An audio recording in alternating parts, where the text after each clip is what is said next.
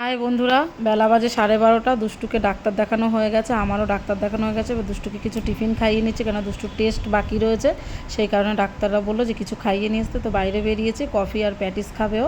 ওকে coffee আর patties খাইয়ে নিলাম, আমরাও খেয়ে নিয়েছি। এবার দুষ্টু টেস্ট করাতে ভেতর দিকে চলে এসেছি টেস্টের এখানে। দুষ্টুর টেস্ট দেখো ভেতরে হচ্ছে, আমি পাশ থেকে একটু ভিডিও করে তোমাদের দেখালাম।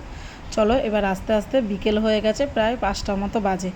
দেখো দেখে মনে হচ্ছে হসপিটাল পুরো ফাঁকা। সকালবেলা যখন এসছি পুরো মানে বসার জায়গা নেই, কোনোভাবে দাঁড়িয়ে সময় কাটিয়েছি। যাই হোক, অনেকটাই সময় হয়ে গেছে। এবার আস্তে আস্তে দেখো সিঁড়ি থেকে নেমে যাবো, কেন লিফট বন্ধ হয়ে গেছে। ওই কারণে দেখো পুরো ফাঁকা রয়েছে, ভীষণ ভয়ও লাগছে।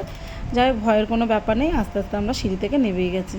চলো হোটেলে গিয়ে কথা বলছি। রুমে চলে এসেছি, অনেক রাত হয়ে গেছে, প্রায় 9:30 মতো বাজে। একটু আসার সময় বাজার থেকে একটু চিকেন কিনে নিয়ে এসেছি।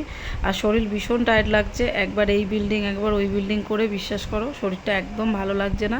আজকে তাড়াতাড়ি রান্নাবান্না করে খেয়ে দিয়ে আজকে শুয়ে পড়বো। তো বাজার থেকে চিকেন নিয়ে এসেছি, চিকেনগুলোকে ধুয়ে আমি একটু নুন হলুদ মাখিয়ে রেখেছি, আর আলুটাকে কেটেও নিয়েছি। আর এতটাই কষ্ট হচ্ছে, আবার কালকে সকালবেলা বেরোতে হবে। এখানে আসলে পরে একটুও বিশ্রাম পাওয়া যায় না। অনেকেই ভাবে হয়তো যে অনেক বিশ্রাম হয়, কিন্তু একদমই না। হসপিটাল আর হোটেল করতে হয়, রান্না বান্না সবই করতে হয়। যাই হোক, তোমাদের সাথে কথা বলতে বলতে দেখো আমি মশলাটাকেও বেশ ভালোভাবে কষিয়ে নিয়েছি। এদিকে আলুগুলো সব ভেজে রেখেছি, আলুগুলো ভেজে নিয়ে এবার মশলাটা কষিয়ে আমি এক এক করে চিকেনগুলোকে দিয়ে দেবো।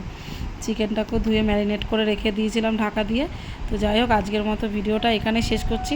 তোমাদের সাথে আবার পরের ভিডিওতে দেখা হবে। টাটা, তোমরা সবাই ভালো থেকো।